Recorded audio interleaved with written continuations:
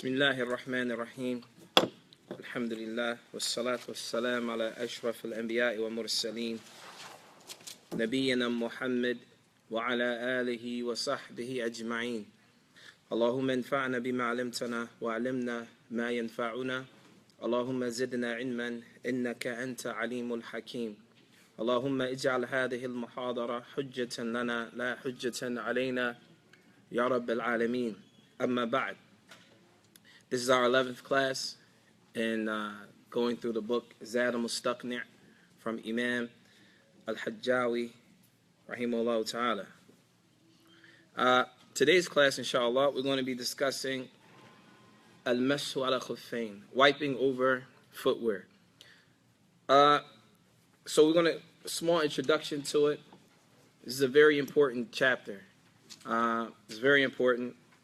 Al-Mashu ala khuffayn is permissible with the majority, if not all the scholars of al-Islam in the past.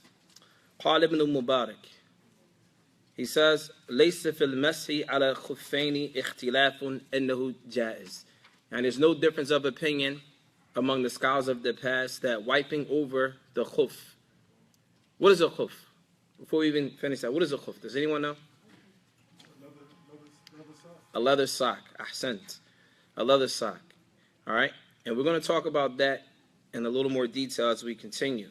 However, historically, from the scholars of al-Islam, from the past, there's no difference of opinion on the permissibility of wiping over the khuf. But and Hassan, how many people heard of Hassan al-Basri? Do you know anything about him? Huh? One of Tabi. But he died in the year 110 Hijri. Right? He was reared, if you will, by Salama. Salama was who? One of the wives of the Prophet alayhi salatu wassalam. Okay? So, even he was born 2 years before the end of the Khilaf of Umar ibn Khattab, to the point that Umar ibn Khattab made dua for him. So, in that, قال الحسن Hassan al-Basri rahimahullah ta'ala, he said, حدثني. Now this is important why I'm mentioning this so you can hear what he says right now. He says, حدثني سبعون من أصحاب رسول الله صلى الله عليه وسلم أن رسول الله صلى الله عليه وسلم مسح على الخفين. He said, I was informed by over 70 companions of the Prophet عليه الصلاة والسلام that the Messenger of Allah sallallahu alayhi wasallam used to wipe over his khuf. Al-aslu fihi ma rawa al-Mughira ibn Shu'bah. So they use this hadith on Mughira ibn Shu'bah to show the permissibility of wiping over the socks, or over the khuf, if you will. So he says, قال كنت مع رسول الله صلى الله عليه وسلم في سفر.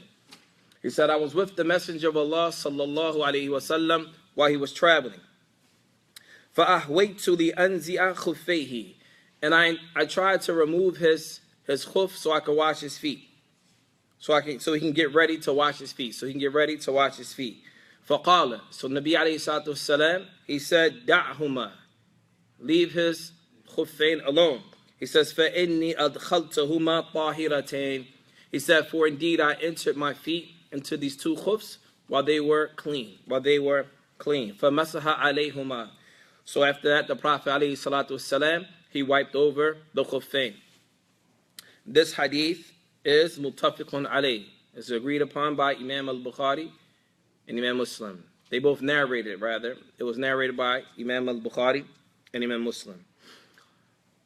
So there's a difference between a khuf and then we have something called a jawrab. A jawrab are like socks, if you will, socks. And it says, قال ابن منذر يروى إباحة المسح على الجوربين من تسعة من أصحاب رسول الله صلى الله عليه وسلم. So Ibn Mundhir, he says that it is permissible likewise to wipe over the socks. And we found 9 of the companions of the Prophet alayhi salatu wasalam agreeing or affirming this. And then he mentions from them Ali ibn Abi Talib, Ammar ibn Mas'ud, Anas ibn Umar, والبراء وبلال وابن أبي عوفة والسهل بن سعد وهو قول أعطى وحسن. And he goes on. There's a whole list of names of the people of the past that used to saw the permissibility of wiping over the socks as well as the khuf. So then, that was a small introduction into wiping over the socks and the khuf. As we go into this chapter, there's a lot of detail, and if you have something to write with, it would be better. Or if you want to record it, you can. So it says al-khuf. Al-khuf, we understand that it's leather socks, right? But a more technical definition of it would be ما يلبس في القدم ساترا للمحل الفرد.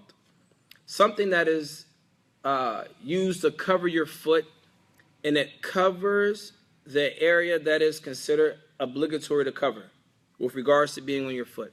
So here's a question. What is obligatory to be covered on your foot?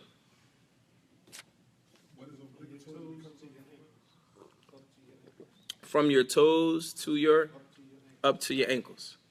Where you get that from? Huh? Out of a book?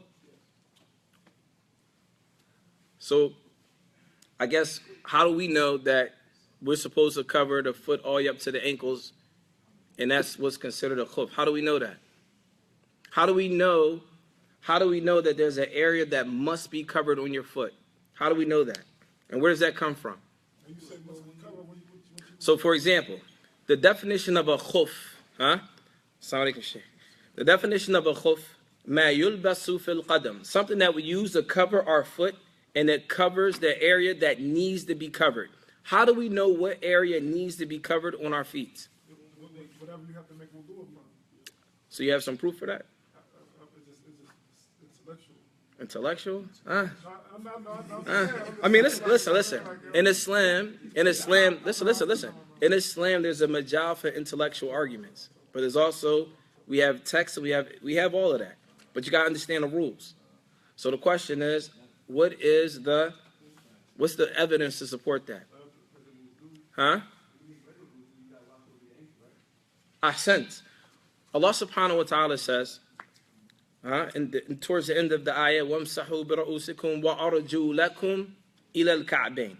Allah subhanahu wa ta'ala says, wash your feet up into your ankles. So therefore, in order for something to qualify that you can wipe over, it must cover your foot up into your ankles. And this is taken from the verse in the Quran. All right. So now that that's clear, there are 4 things that we can wipe over. 4 things. Does anyone know? Have any idea of what those 4 things are? Khuf, sock, like you said. All right, khuf and a sock, they fall in the same category. That counts as 1. Your shoes. Your shoes, that all counts as 1. For real? Yeah. Your Turban, ahsant, a turban. What else? So we have a foot. We have a foot. We have a khuf, which would include a lot of things, and we're going to talk about that. The next one we have is a turban. What else? We have 4 things. Does anyone know what they are? For a man, or is it something different for a woman? I mean, there is something specific for women, yes. What'd you say? A sleeve? Not a sleeve. You looking on the internet? All right. Oh, that's cool. That's cool. Yeah, so one of them is a khimar. So we have khimar for a sister, her head covering, a turban. Is that turban? We'll talk about that. We'll talk about the details later. We have a turban, we have a khimar, we have socks. And what was the last one? Did we mention it? Does anyone know? Does anyone know what the last one is? What we can wipe over? Bandage. Ahsant. Bandages. Like casts. You know, some people, they're Muslim. You still got to make wudu and you broke your arm. What are you supposed to do? Huh? You broke your leg. You broke your foot. Your foot is all covered up. What are you supposed to do? Huh? You can't take the cast off, wash it, but then what if it's an open wound? Huh? So Islam addresses all of these things. Okay? So, 3 things are similar and 1 thing is different. from the three things that are similar with regards to wiping, we have a khuf, which is a leather sock, and anything that takes that ruling, which would consist of socks, shoes. Here's a quick question. Well, before we get into it, I'm going to hold on to this one. And then the last one is the khimar. So we have khimar, al-amama or imama, and then we have what? A khuf. Those three things take the same ruling, whereas bandages take a totally separate ruling. Those three things, they have the same conditions, whereas bandages, it has something different. And we're going to talk about that, inshallah ta'ala, as we continue. So from the conditions of wiping over a khuf, which is a leather, shoes, socks, whatever the case may be, right? Anything that goes on your foot, in order to wipe over it, it has conditions. And likewise, a imama, something that's used to wipe around your head. And we'll talk, wrap around your head, we'll talk about that. And likewise, a khimar for a sister. In order to wipe over those things, there are conditions that need to be met. And there are 5 of them. The first one is, if you have a pen to write this down, the first condition is it must be al-hadith al-asghar. It must be hadith al-asghar. This is before we actually get in the book. This is a small summary of the chapter right now. We're going to summarize it, then we're going to go through the text. Okay? The first thing is hadith al-asghar, the minor hadith, or the minor, what do we call it? Minor what? Minor impurities. Ahsant.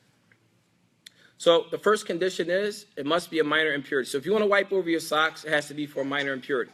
If you want to wipe over your imama, then it has to be for a minor impurity.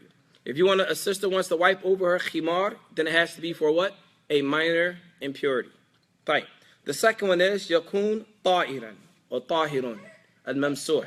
Yani, the thing that you are wiping over must be pure. You're not going to put socks on that has najasa on the socks and think you can wipe over them. And likewise, an imama. You're not going to put something on your head that is impure and think you can wipe over it. And likewise, a khimar. You're not going to put a khimar, if you're a sister, on your head and wipe over it if it's not clean, if it's najis, if it has some impurities on it. So then that's number 2. Number 3, mubah ghayru maqsoob. Yani, it has to be permissible to use that thing. So for example, if I stole his sneakers, I'm not going to use sneakers. If I stole his shoes, I can't wipe over them. If you stole his imama, it's not yours. You took it from someone else unjustly, and you wanted to use this. It's impermissible to use. If a sister stole another sister's khimar and wanted to wipe over her head with it, it's haram. You can't do that. All right? So that's number 3. Number 4, mudda muhaddada. Yani, there's a specific time period in which a person can wipe over their socks, a sister can wipe over her khimar, and a brother can wipe over his imama. There's a time limit. There's a specific time limit. And the 5th one, yulbasu ba'da kamal al-tahara. That a person does not put these items on. A person does not put these things on unless they have total purification. In other words, before I put my socks on and want to wipe over them, I have to have what? Wudu. Before I put an imama on to wipe over, I must have wudu before that. Before a sister puts on her khimar and thinks she can wipe over, she must first have wudu. Any questions about that so far? The second one? The second condition? The second condition is that the thing that you're wiping over is clean. It's not dirty. And what I mean by dirty, najis. It's not impure. It doesn't have any impurities on it. Okay? Any other questions thus far? Go ahead, Sheikh. The text you use for wiping over your feet to your ankles, you recite a verse from Quran. What was that? The verse was, wash your feet up until your ankles. Wash your feet up until your ankles. The same ayatul wudu. The same verse in the Quran that's used for the wudu. Wash your feet up until your ankles. Right. Any questions? All right, so then how does, and we're going to come back to this again, the cast or bandages, they differ from those 3 things in 5 different areas. How many areas? 5. So, altogether, how many things can we wipe over? How many did we say? 4 things. 3 of them are similar, and 1 of them is not similar. It's different, right? So we explained the 3 that are similar. Now we're going to talk about the one that's different. It's called a jabira. In Arabic, it's called a jabira. A jabira is like a cast, or bandages, if you will.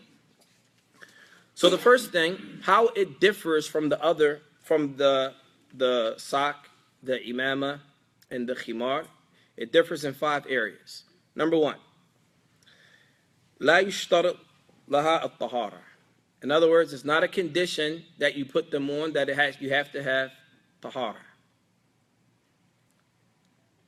Is that clear? And there's some khilaf. Because with the position of Imam Ahmed is that you must, if you're going to put bandages on, you must have purification before you put it on. And we'll talk about that later in more detail. The second one, لا يحدد بالمدة. يعني is not confined to a specific amount of time. A person may have a bandage on for a week. A person may have a cast on for a month, right? So then wiping, if you will, is not confined to a specific time period. Number 3, أنه يجب استيعابها بالمسح. If you have bandages, if you're going to wipe over them, you must wipe the entire thing, and we'll talk about that later. The 4th one, لا يجوز مسح عليها إلا عند خوف الضرر بنزعها.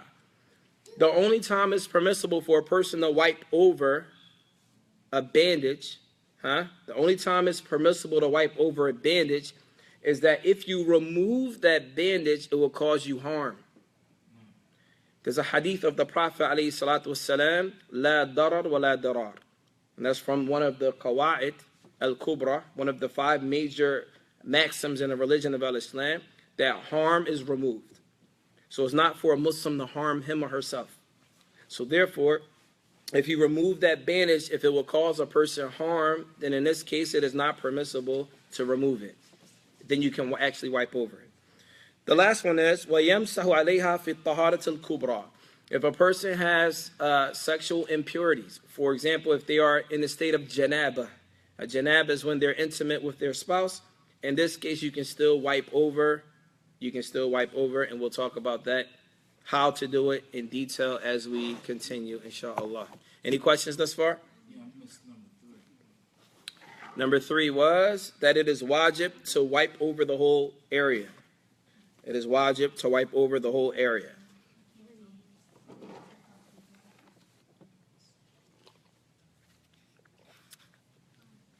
Can we continue? طيب. So then the Musannif, rahimahullah ta'ala, now mind you, and this is also very important, because as we go over to some of this stuff, many of you probably have positions in your head that you already know. And in fact, this may actually go against something that you already know. So don't say, oh, this is incorrect, or that's incorrect. The ulama, the scholars of Islam, they differ on a lot of these issues. And this is one thing that's very important to understand. The deen is not black and white. It's not this way or that way. If it's this is wrong, no, everything is not black and white. There are some things that are black and white. There's some things that are not. Okay? So you're going to hear a lot of different positions that maybe you're unfamiliar with. But these are the positions of many of the scholars in the past. From the area of Imam Ahmed and other than them, this was the position that they had. And likewise, if you hear something, understand that there's a difference between Baba Ta'lim wa Baba Futya. Baba Ta'lim wa Baba Futya. There's a difference between the two. Right now we're learning. So if you hear something, I'm not giving you a fatwa. I'm what you consider a naqil. A naqil is the one that's giving you the positions of the ulama and explaining the text. I'm not giving anyone any fatawa. Just so that we're clear. Okay? This is not sitting for fatawa. This is just ta'lim, teaching. There's a difference. Perhaps you might find some ulama that would teach us. They would say, listen, I'm not giving fatawa here. This is just from Baba Ta'lim. We're teaching. But if you ask them what's their position, they may say something totally different than what they taught you in the class. Is that clear? Right. It's kind of funny for that to happen, though. Like, you know what I'm saying? Why is it funny? Because it would be kind of, if if a scholar's telling me something, and like say I hold the opinion for say I hold the opinion, I go down on my knee. This is my opinion. For me to teach to go down on your hands is kind of like why would I do that? You know what I'm saying? Like Because of the position. Because it's people that Mumtaz. That's an excellent question. The thing is this. Respect for Ahlul Ilm is very important. Respecting the scholars of Islam is very important. Respecting the positions that they have, even if you disagree with them. Understand their adillah. Understand why they said it. They're not just speaking on their desires. This book here is a classical work in Islam. It's classic. In fact, any book that you say today that might go against this from the fiqh of Imam Ahmed, rest assured, they use something from this book right here. It's very important to understand that. That's number one. Number two, to teach something doesn't necessitate that you agree with that particular position. I'm not here teaching you my positions. I'm teaching you the positions of the school of Imam Ahmed. This is a position that the scholars in the past. Who am I to hold the position? Honestly, who are you and who am I to hold the position on something that scholars that came way before us held positions on? MashaAllah. Think about that. So you think any scholar today, even though the ulama today might differ with some of this, rest assured they respect their positions. They respect the positions of the ulama that came before them. Now, a futya, malish, a fatwa, if you're asking a person to give their, what's the ruling on this? What do you believe to be correct here? What's your opinion? In order to be a person to have an opinion about something, you have to be on a certain level. I'm not at a level to have an opinion on some issues. Okay? To have an opinion on an issue in Islam, that means, what does that mean? What does it mean to have an opinion about something? To have an opinion about something in the religion of Islam, that means that you personally have reached a level where you have looked at all the positions in the issue, looked at all the evidence to support every position in the issue. And then you know the nasikh wa mansukh. You know the abrogated, and you know that which has been abrogated. You know the abrogator and the abrogated. You know all the rulings that are tied into every single issue, and now you're giving your opinion. MashaAllah. You have to be on a certain level to do that. None of us here are on that level. Now. So there's a difference between having the ability to say, okay, this is what I feel is necessary for me. However, when I'm teaching, Ahsant. Yes. For example, if I'm studying something for me personally, I might say, you know what, I feel more comfortable with this for me. Do I feel comfortable saying that to you? If I did, I would say, Sheikh such and such holds this position.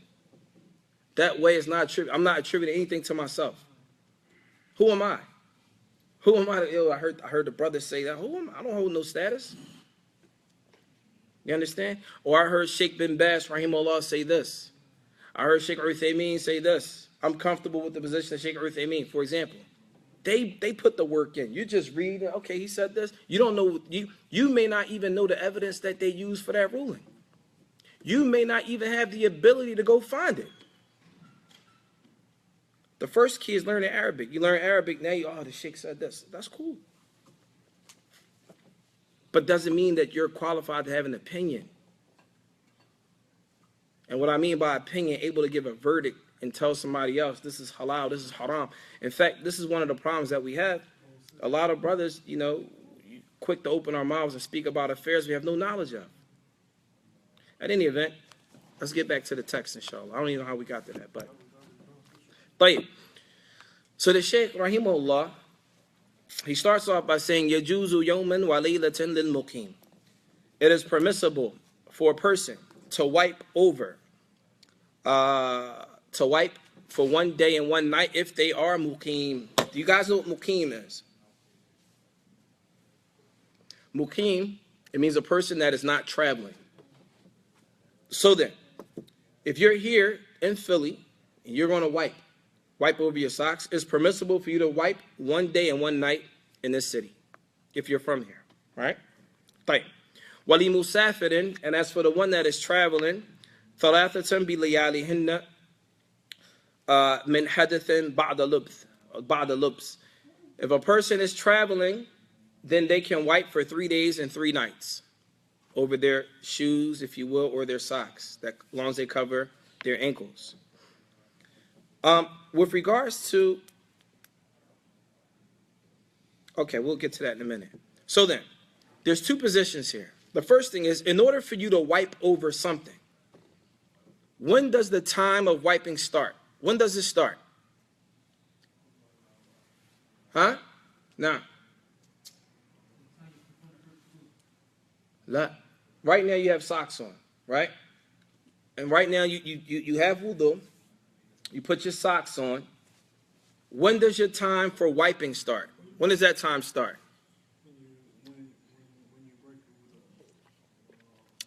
So the sheikh says, the time of wiping over your socks or your khimar or your imama, it starts as soon as you break your wudu. Is that correct? Does anyone know? Do you ever wipe over your socks? I start counting from the time I made wudu. Okay. Now, So we dealing within one day, one night. yeah, anytime, whether you're traveling or you're stationary, when can you wipe over your socks? When does it start? When does the time start? Remember, we said if a person is stationary or muqim, you can wipe for 1 day and 1 night. If a person is traveling, you have 3 days and 3 nights to wipe over your socks. When does that time start? When you pure. When you pure. When you made wudu. When you first make wudu and put your socks on? La. غير صحيح. Oh, the first time you wipe. Okay, so the brother says the first time you wipe over your socks. You say from the first time you break your wudu. All right, so Imam Ahmed, they have two positions on this issue. One position is as soon as you break your wudu. As it mentions here, min hadathin ba'da lubsi. As soon as a person breaks their wudu. Right? As soon as a person breaks their wudu. And that is a position. It's a strong position. However, there's a position that many other scholars from the past use that is stronger with many of them, and that is as soon as you make your first wipe. So there are two positions. One position is as soon as you break your wudu, as soon as you go to the bathroom, at that point in time, you have 1 day and 1 night from that point in time to wipe over your socks. Okay? What if a person sleep?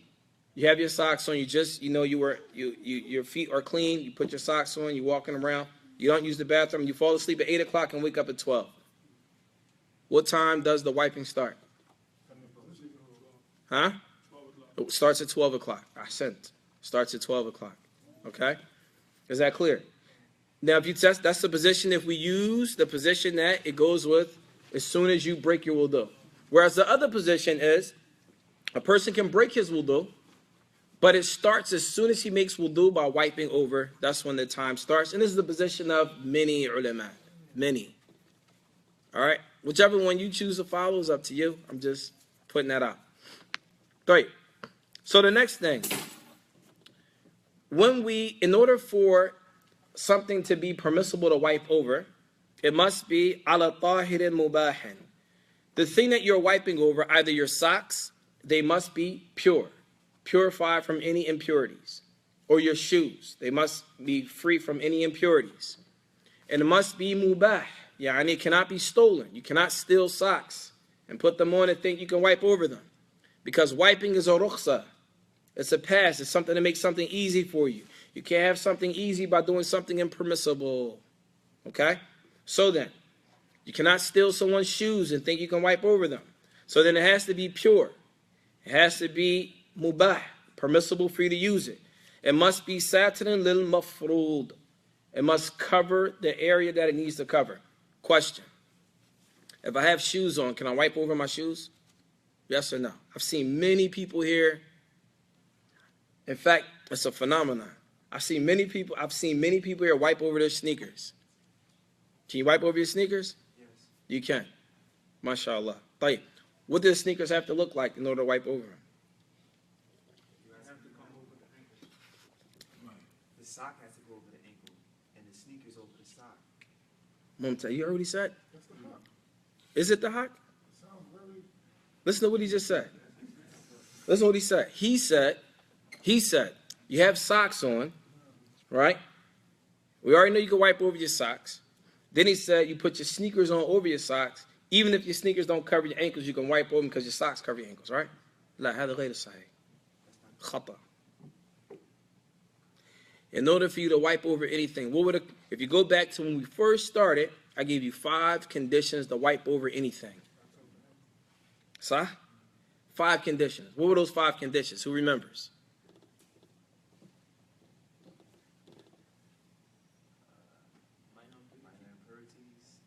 Minor impurities. What else? It itself must be pure. All right. What else? Rightfully obtained. Right. Within a time frame. Uh-huh. And you must be pure before you place them on. Nah, you missed something. And it must be permissible.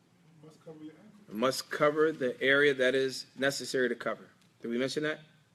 We didn't mention that. We did. All right. So it must cover the area that it needs to cover. A sneaker that doesn't cover your ankles. Ask yourself these questions. Why would it be permissible to wipe over sneakers that don't cover your, or sneakers, tennis shoes, whatever you call them, boots, anything that goes on your foot? In order for you to wipe over them, they must fulfill what?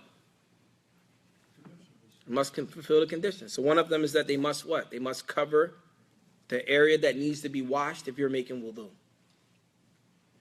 It must cover the area that needs to be washed if you were to make wudu. So your shoes, if your shoes don't cover your ankles, how is it permissible to wipe over them? Does that make sense? Did I lose anybody?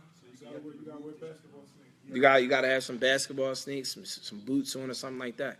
Or you have to remove the Or you have to remove them. But right now we're talking about wiping. Yes, or you have to remove them to wipe over it. But so another condition from these things to wipe over is it has to يَثْبُتُ بِنَفْسِهِ مِنْ خُفٍ وَجَوْرَبٍ صَفِيقٍ وَنَحْوِهِمَا. That it must be able to hold up by itself. So for example, if a person has on some socks, right? The socks that he or she has on, they're not very stable. They're not strong. To the point if you walk, they're so loose that if you walk, it'll fall down past your ankles. You can't wipe over those socks. Or if a person has shoes on, and the shoes are hanging, you ever see people walk around, the shoes not tied up? So when they start walking, you see their feet coming out. You can't wipe over shoes like that unless they're tied up on your foot. Why is that? Why can't you wipe over them? Because when you're walking, a piece of an area that needs to be covered is exposed. A piece of an area, meaning your ankle or part of your foot, which needs to be covered, it becomes exposed. Once it's exposed, that ruling is negated from you from wiping over them. Now, I got a question. Let's say you take a wudu, you put your boot on. But later on you remove your boot. And you lose your wudu. You put your boot on, you still cannot wipe over it because you take it off already, right? You understand what I'm saying? ask again, please. Okay, let's say I'm here sitting in the masjid, like I got my boot on. You have your boots on in the masjid. طيب. And I take it off, put it on the side, and I lose my wudu. How do you lose it? I mean, I'm reminded of impurity. Okay. Okay, so I put my boots on again, put to the bathroom. I cannot walk over it because I remove already, right? Yes. Wait. Let me make sure I understood you right. You have socks on. You have socks on. You have your boots on. And you're sitting in the masjid. And you take your boots off.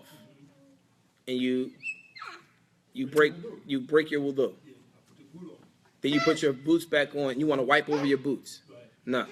That's what No, you can't. that was the question. So it's like if you make wudu over your boots, the shoes you have on is above your ankles, right? So you wipe over them. But when it's time to pray, you take them off. We'll talk about that towards the end. You're going to talk about that towards the end. Because that's another issue of a lot of differing among the ulama. And we'll talk about that inshallah. All right, so up until this point, are we clear? So can you wipe over ankle socks? Huh? If it covers your ankles, yeah. If it covers your ankles, yes. Good. So you can wipe over your ankle socks as long as they what? Cover your ankles. What's the proof again that they have to cover your ankles? That's what Quran. Because that's what Allah subhanahu wa ta'ala says in the Quran. وَأَرْجُلَكُمْ إِلَى الْكَعْبَيْنِ. Wash your feet up into your ankles. Okay? Right. The next issue here, so we're finished the khuf, right? We said that there are 4 things we can wipe over. What are those 4 things again? Khimar, the turban, your socks or shoes, and the bandages. So far we just finished one. One was what? The one we just finished was what? The khuf. The khuf. Now we're going to move on to the imama.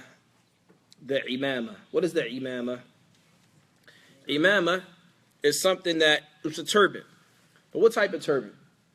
Many of the brothers here, we don't see people here wearing turbans like that. But if we go to Sudan, many brothers from Sudan, you'll find many of them, the turban that wraps around your head like this, all the way around, right? All right, so this type of turban, they have 2 types. Either it wraps around your head and comes under your neck, right? Wraps around your head like this and then goes under your neck. You can wipe over this type of turban. Likewise, if it goes around your head so much so that there's a tail in the back, you can wipe over that as well. We don't find them common here. I don't have it. You can't wipe over the Emirati, you know how they do in the Emirates, how they wrap in the Emirates. Perhaps. As long as it's covered most of the head and it wraps around, and if it covers, listen, now I know what he's talking about. As long as it covers underneath the neck, or it has a tail, but it can't be the one. It can't be the one that goes on your head like a kufi, because there's some that wrap like this and you pull it off just like a kufi. Yeah, like some. You understand what I'm saying? We're not talking about those. We're talking about the one that actually wraps around. If you take it off, it's going to be messed up, and it's going to be difficult to wrap it back up and put it back on. طيب. وعلى خمر النساء. And likewise, the women can wipe over their head coverings. They can wipe over their head covering, مدارة تحت حلقهن. Yani what this means is, a woman can wipe over her khimar with a hadith al-asghar, with a minor impurity. However, the khimar is supposed to cover her hair down to underneath her chin. This is the one that is permissible to wipe over. Not for a woman that, say for example, we have some Muslim women from certain countries, they might just have something over their head like this. Not wrapped up or just over their head like the way people wear a guchra or shimar. You can't wipe over this type of khimar. You have to wipe your head. But as long as you wrap it up all the way and it covers the way it's supposed to, in this case, then she can wipe as long as it is a minor impurity. As long as it's a minor impurity. طيب. So now we finished the... Now.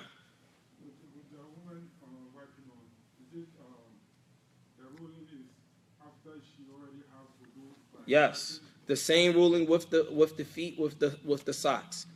Remember, we said that the 3 things that we wipe over, they take the same ruling in general. And that is, in order for you to wipe over your socks, you must enter your feet in them while they are clean, pure, from wudu.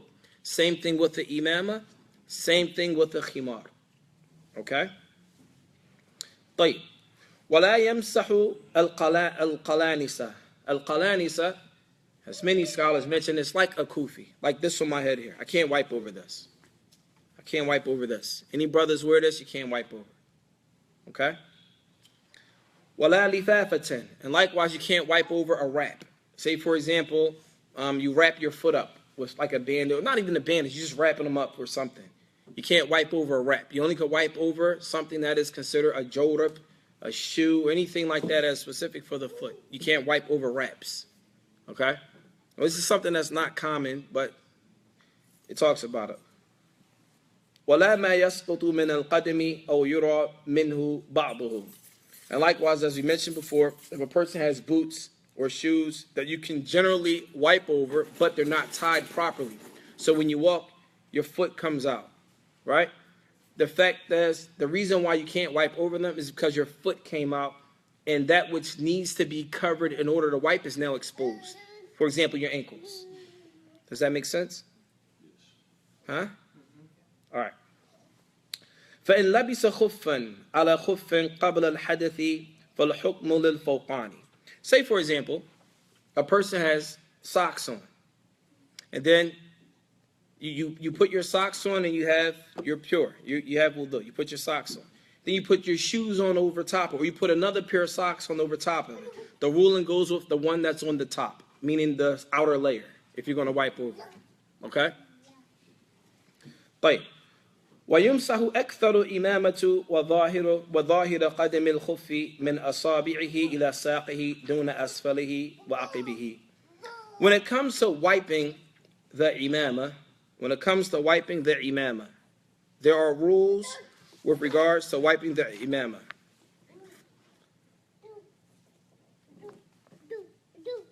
Oh, I skipped a part here. Let me back up. Because I'm wondering, wait a minute, we're moving too fast. We'll get back to that in a second. The one we missed here was جبيرة لم تتجاوز قدر الحاجة. So when we stopped here with the khimar, right after the khimar, we're going to discuss the bandages. How we're supposed to wipe over bandages. Bandages are explained in different ways. In order to wipe over something with a bandage, there are conditions. Does anyone know what those conditions are? Does anyone know what the conditions are in order to wipe over something? There are two conditions. Number one, لا يتجاوز قدر الحاجة. So let's come up with an example. We're going to stick with this example throughout so that it makes sense, okay? Right now, a person broke their arm. Okay? If a person broke their arm, let's say they broke their arm here. Okay? It's broken.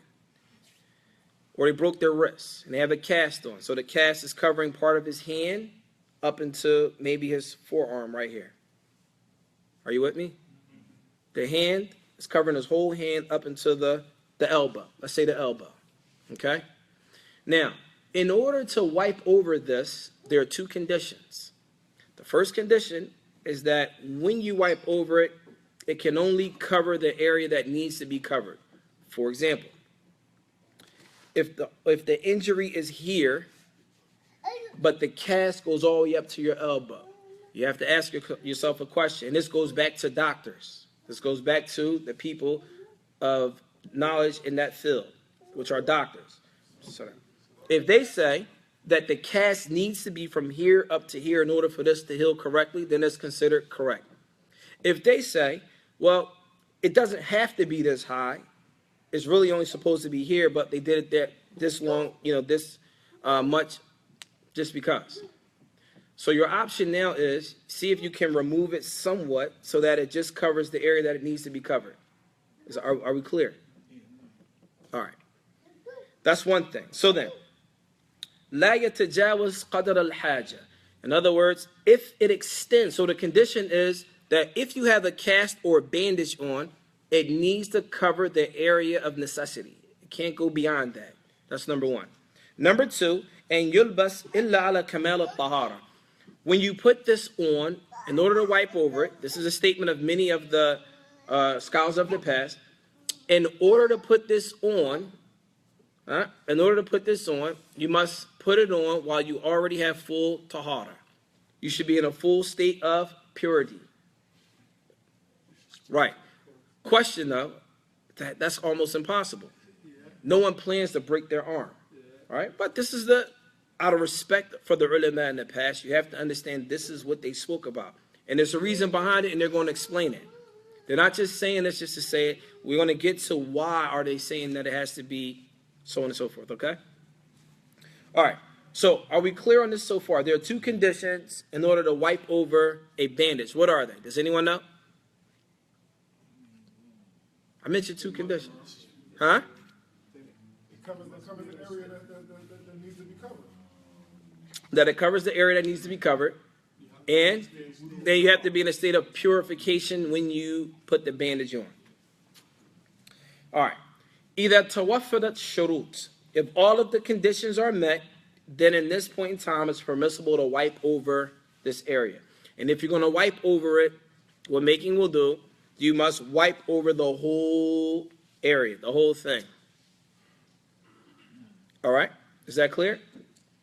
Like, Wipe over the whole bandage. the whole band. Wipe over. So then, when it comes to the jabira, in Arabic, the jabira is bandages. When it comes to bandages, there are 4 ways of looking at it. How many ways? 4 ways. Number 1, if all of the conditions are met, which are the 2 that we just mentioned, then it is permissible to wipe over them, to wipe over it. Okay? Number 2, إذا اختل أحد الشرطين, if one of the conditions are missing, meaning the first condition. In other words, the doctor said it only should be here. The cast should only be right here, but he made it all the way up here in my arm. What do I do? If it's only supposed to be up to here, but it covers all the way up to here, and if I'm making wudu, I would have to wash up until my elbow, right? So what do I do? Huh? So we're going to get to it. So example would be, as we just mentioned, what do? So some of the ulama, they mention that the area that's covered, that is obligatory to cover, say for example, the hand all the way up until here. For this part, you wipe over all of it up until that point. For this part here, that goes all the way up to here, where you're missing a piece of your elbow, some of them say tayammum. You make tayammum for that area there. What is tayammum?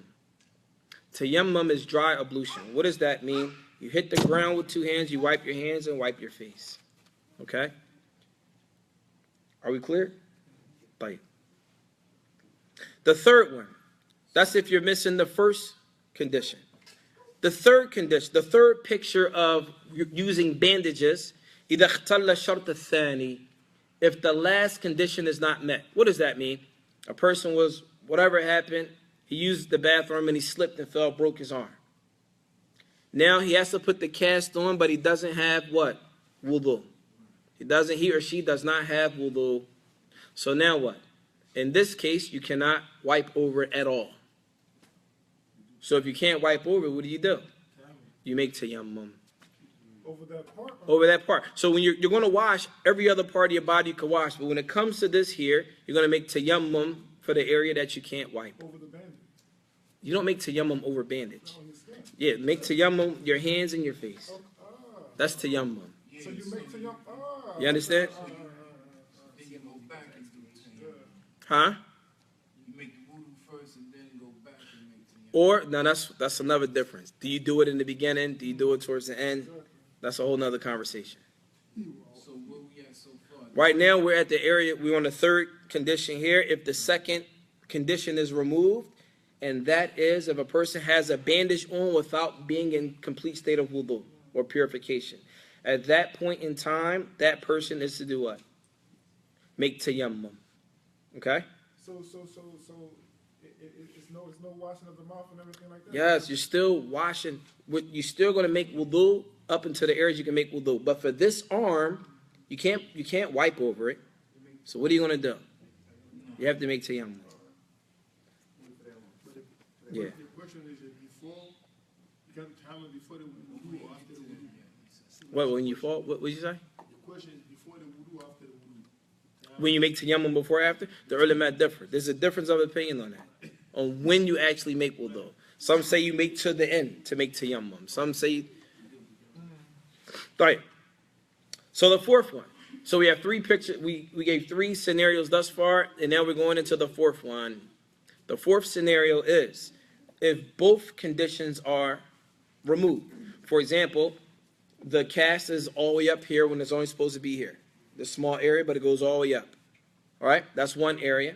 The next area is you didn't put it on if you have purification. What do? You make tayammum. You make what? Tayammum. Now, if you read some of the ulama, like Shaykh al-Islam Ibn Taymiyyah, they say you're not supposed to combine between washing and wiping and make tayammum at the same time. Many of the ulama, they differ with that, but this is a position that's established. And what do I mean when I say a position that's established? When I say a position that's established, that means it's respected by the Salaf. That means if you decide to take this position, no one's going, oh, brother, this is bid'ah. No. We have people that preceded you that are better than you that said it was okay.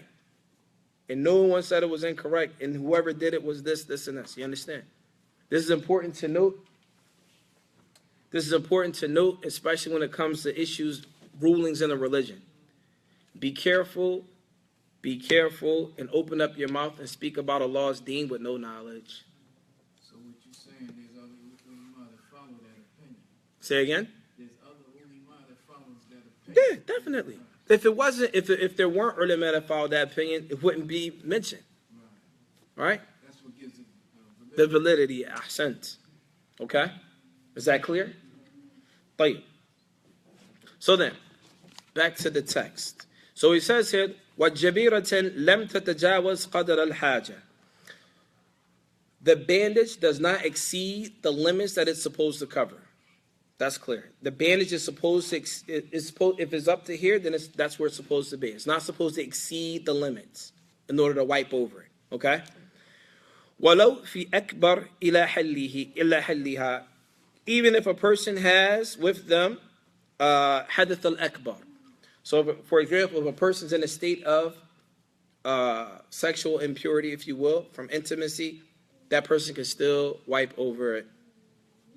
Still wipe over. Yes, you don't have no choice. What else can you do? إِلَى حَلِّهَا. And it ends, that time period ends when that person is cured from whatever that injury he or she may have. Is that clear? طيب. وَإِذَا لَبِسَ ذَلِكَ بَعْدَ كَمَالَ الطَّهَارَةِ. And they're saying that a person can do this as long as they put on the bandage after they have pure wudu. Like we already mentioned, just repeating it in the text. طيب. وَمَنْ مَسَحَ. The next issue. So, right now we covered the issues of all of the wipings, what you can wipe over. From the khuf, the socks, so on and so forth, the imama, the khimar for the sisters, and we just covered the bandages. The next issue is, we spoke about the time periods, right? All right, so then, وَمَنْ مَسَحَ فِي سَفَرٍ ثُمَّ أَقَامَ أو عكس أو شك في ابتدائه فمسح مقيم. Here's the thing. Right now, I'm traveling. فَمَنْ مَسَحَ فِي سَفَرٍ. If I'm right now, I'm in Florida, or I'm in DC right now, for example. Right now, we're in DC. And we're traveling. We have socks on. We're wiping over our socks. We travel back to Philly. We still get in Philly in time. Then you have to wipe as if you are stationary, not as if you are traveling. Is that clear? Say it one more time. Right now we're traveling. We're in DC and we're coming to Philly. It's Dhuhr. We wipe for Dhuhr. By the time we get to Philly, it's Maghrib or Isha. You can still wipe, but that wipe is only for that day. So you still only get 1 day's worth, not a traveler's wipe. A traveler's wipe is 3 days and 3 nights. All right, the same thing if a person is stationary. You start off wiping like as if you are home stationary, and then you travel, you still wipe as if you are stationary. Is that clear? Because what? No. Because, so the ulama, they mention the qaida here. The principle is إِذَا اجْتَمَعَ السَّفَرُ وَالْحَضَرُ تُجَنِّبُ أَحْوَطِ. If a person combines between traveling and not traveling, then the safest thing for them to do is take the position of the one that is stationary. It's safest to do that.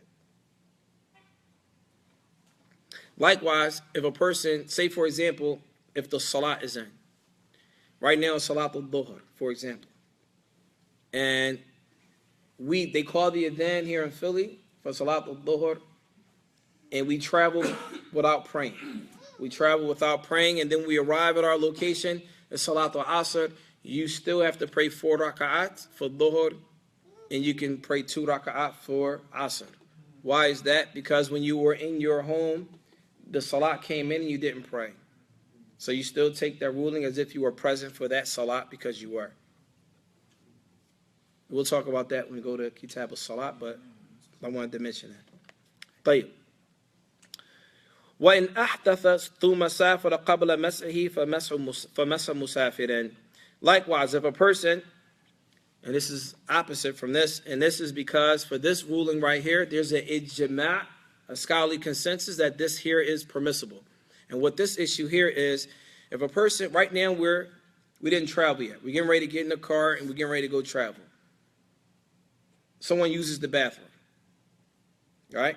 They didn't make wudu yet. They used the bathroom, got in the car, and started to go. At this point in time, what do they do? It says, "Man ahdatha," whoever breaks their wudu, "thumma safara qabla al-masihi." So he decided to travel before making wudu to wipe over his socks or whatever. فَمَسْحُ musafir. Then that person still wipes as if he is traveling.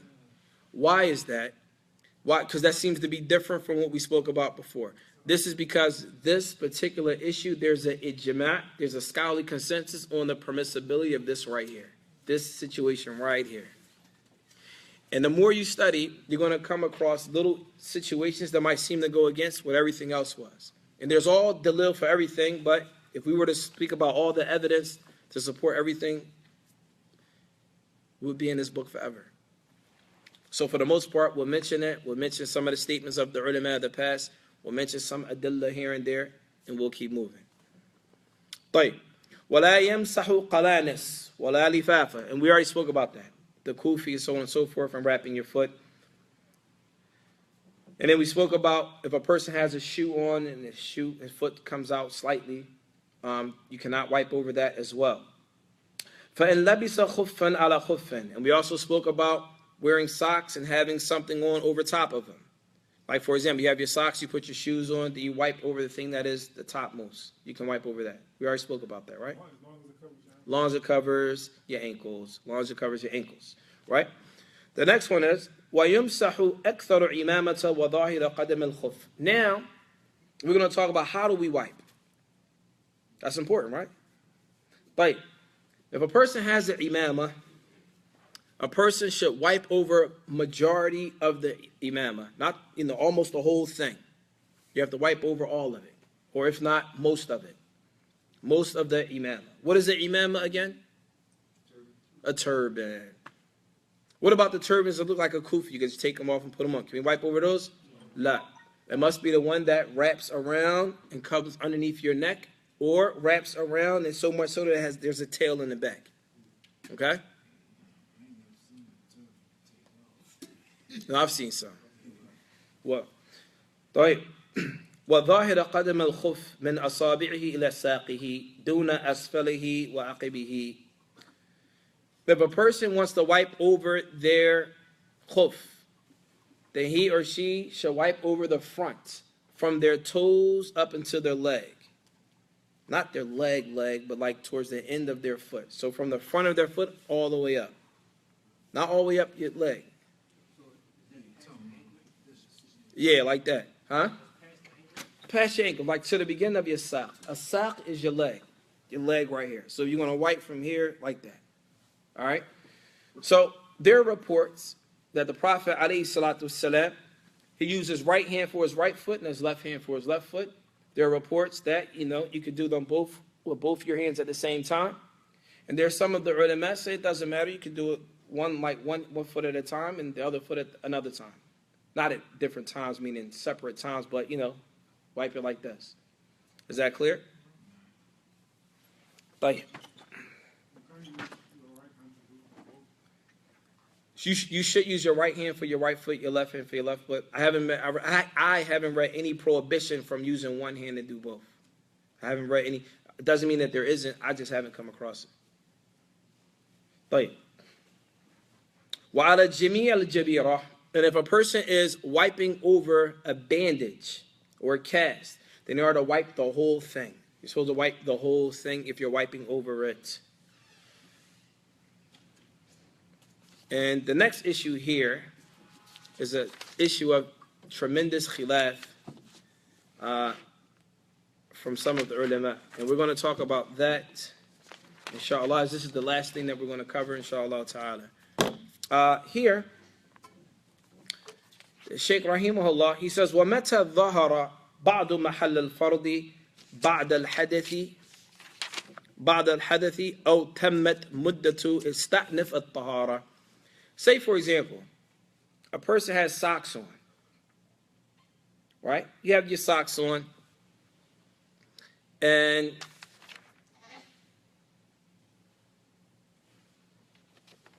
say, for example, you broke your wudu. You broke your wudu. You have your socks on. Your plan is to wipe over your socks. But you know, you're scratching your foot. Say you're scratching your foot, and then you go inside your sock and you scratch your foot so much that a piece of your ankle comes out. At that point in time, you can't wipe over them anymore.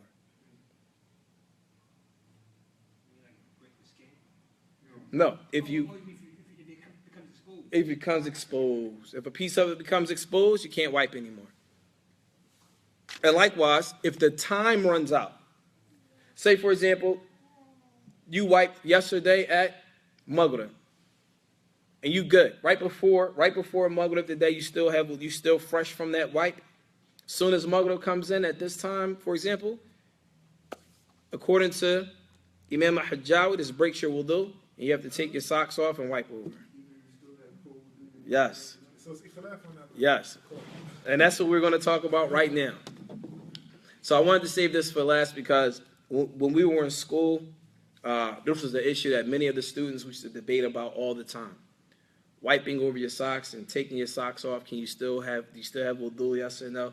And so I'm going to mention some of the positions of the scholars of the past on these issues. And then we're going to mention some modern scholars today in their positions on these issues. And looking at some of the things that they use to come up with these particular issues. ذهب جماهير الأمة ومنهم أئمة أربعة. So first of all, many of the scholars of Al-Islam, the majority of the ulama of Al-Islam, past and present, holds the position. If you put your socks on and your feet are pure, you're clean, you're in a state of purity, and then you put your socks on and you wipe over them, you have wudu, right? But as soon as you take those socks off, you break your wudu. This is the position of the majority of the Salaf and Khalaf. Majority of the scholars of the past all the way up until today. So, as mentioned, the majority of the scholars of Al-Islam, they say that if a person takes their khuf off, it affects their wudu. It affects their purification and their prayer. This is the position of Abu Hanifa, Imam Malik, Imam Shafi'i, Imam Ahmed, ومنهم النخعي وإمام الزهري ومكحول وإسحاق بن راهويه وإمام الأوزاعي. And from the scholars that are modern that hold this position, that is well known to most people, is the Sheikh bin Baz, rahimahullah ta'ala. Them and many, yes. I understand this problem. It's like when I take a wudu now, put my socks on. Right now you make wudu. Right, let me explain the issue so you understand. Right now, you go make wudu. And when you make wudu by wiping over your socks. Right now you can pray, right? It's permissible to wipe over your socks. As long as you put your socks on and your feet are clean, you're in a state of purification. Sah, we're here. So then you put your socks on, okay? And you wipe over your socks. You're good. Right or wrong? Did I lose anybody yet? All right. So now you have your socks on. You come in the masjid, you say, you know what? I don't feel like praying with my socks on. You take your socks off. Many of the ulama hold the position that this breaks your wudu. You can't pray like that. Yes? Let me ask you a question see if I can clarify. Say your niyat is to put a pair of socks on. You make your wudu, you're pure. Your feet is clean and everything. And you put your socks on. Do you have to wipe over your socks when you put your socks on? No. Okay. See, that's what I'm thinking he's missing. You don't like No. No. No. You don't have to wipe over your socks until you break your wudu. So what I'm saying is once you break your wudu and you wipe over your socks, once you take them off, it breaks your wudu. That's the position. Okay. That's the position of the majority of the scholars of Al-Islam. It breaks your wudu to the point where you can't wipe. You can't wipe over. It means some of them say Now the difference of opinion now comes in. Some of them say you have to redo your whole wudu all over again. Those are the ones that hold the position of mu'alat. Mu'alat means you must do one step at a time throughout your wudu. In other words, you have to go from step, and one body part can't dry before you get to the other one.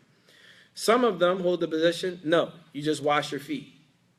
But all of them agree, majority of them agree that it affects your purification. You cannot pray like that in that state. Now, once you take your socks off, you need to do something. Either A, make wudu, if that's the position you or wash your feet, or to the end of it. Even if you don't break the wudu. Nah, it's only if you break your wudu. Yeah, that's good. That's why you asked. Only if you. So this is why I said you understand. Let's go back. Let's back up a little bit. Right now, you woke up in the morning, you got in the shower, you clean, you get out, put some socks on, you're good. All right? You go to the bathroom. You run to the bathroom. You finish using the bathroom. Now you're making wudu. And now you're wiping over your socks. Now you have wudu by way of wiping over your socks. As soon as you take those socks off before the time period, many of the scholars of Al-Islam say this affects your wudu. Is that clear? So they differ. How does this affect it? Some of them say you have to make your wudu all over again, based on the ayat of mu'alat, based on the shurut of wudu, from the conditions of wudu that we took last week, that they have to be in order. All right, so once you took your socks off, you have to wash your feet. Some of them say you have to make wudu all over again. Some of them say, la, you just have to wash your feet.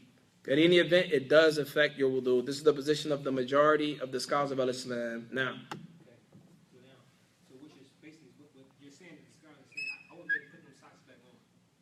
after you broke, no. And if you want to put them back on, you have to make wudu again, wash your feet, then put them back on. Okay, so this is my question. Make a complete wudu with my socks on. Right? I stop putting wudu over my socks. Right? Now I'm in wudu. I take the socks off. I have to do something. I want me to put the socks back on. Did you break your wudu before you took the socks off? Yeah. So, But my question is, I break the wudu, and then I make the wudu over the socks. Right? so you break wudu, and then you make wudu by wiping over the socks. You're good right now. So now, once I take the socks off, right, that affects the wudu. Yes. Whether I break it. Yes. What do you mean whether you break it? You already broke it. What I'm saying is because Right now, are you saying, listen.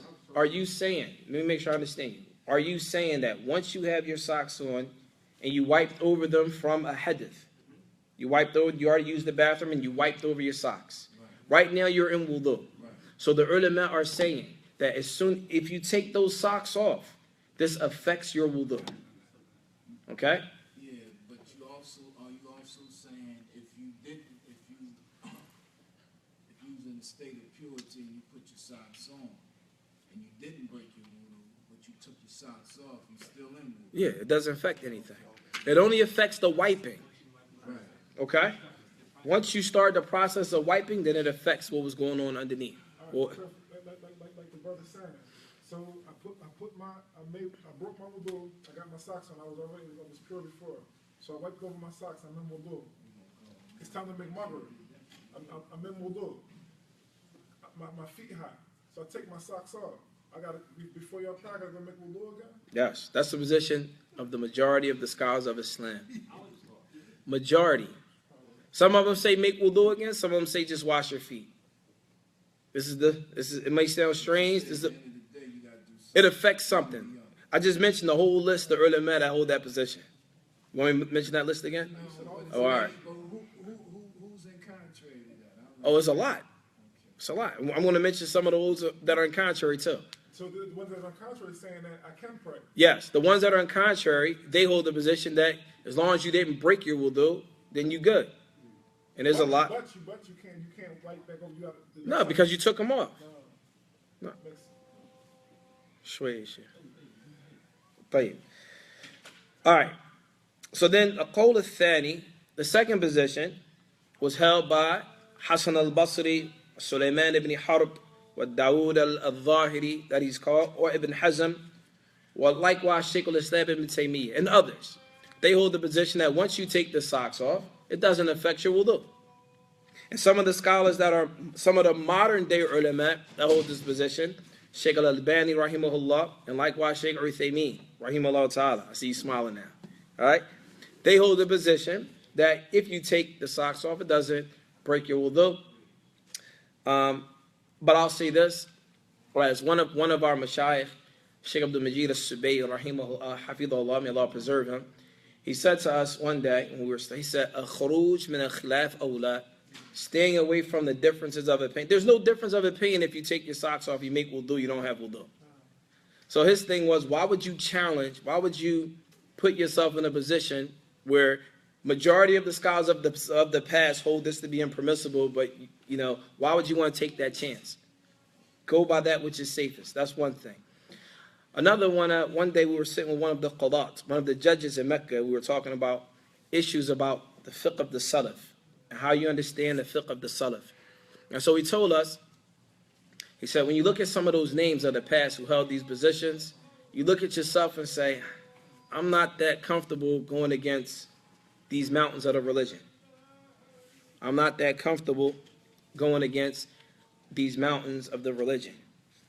At any event, the ones that hold that position, as we mentioned, they use the position like Ibn Hazm, rahimahullah.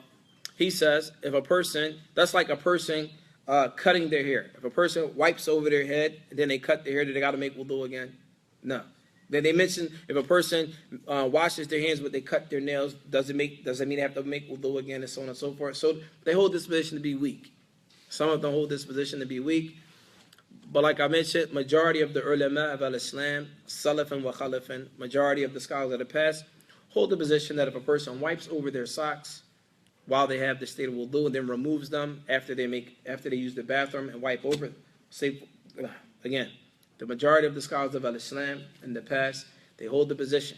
If a person makes wudu after using the bathroom, they make wudu and they wipe over their socks, as soon as they remove their socks, majority of the scholars of the past hold the position that this affects their wudu. Now, when you have wudu and you wear the socks, right, you didn't break it by wiping it, then you take it out. What is that position? say that again? You have wudu, I have wudu. yeah, then you wear the socks. And then I have wudu and then I put my socks on. And then you take your socks off? Yes. That doesn't affect anything. You still have wudu. Remember, the issue here has to do with wiping. Not just putting socks on, it has to do with wiping. If you wiped over your socks at any point in time, then you want to take them off, that's the issue. As long as the time period didn't end. Remember, if a person is not traveling, then they can have their socks on for 1 day and 1 night. And if a person is traveling, then they are to have their socks or shoes on that cover their ankles for 3 days and 3 nights. Well, any questions about that? No questions? No. When you just, like, maybe other people, the amount of water. You know what I'm saying? Like, The amount of water for what? like to wipe over your socks. Like, I mean, It's just a wipe. people soak them joints, like, No, we're not. see it. I'm just, you see it. I've never seen that. Yeah, people just like, You wash your feet and wipe your socks. You wipe over your socks. You wipe over your socks. You don't wash your socks, man. And then you're going to walk around with soggy feet, man. you'd be surprised. That's not the move. I mean, just like some people wipe over the bottom of their socks. Like, you Nah. some people, like, you know what I mean? There's an author of Ali ibn Abi Talib, radiallahu ta'ala an. He said, لو كان دين بالرأي لمسحنا أسفله دون فوق, or كما قال. He said, if the deen was based on your opinion, a person would wipe the bottom of their socks as opposed to the top, over on the front of their feet. It makes sense.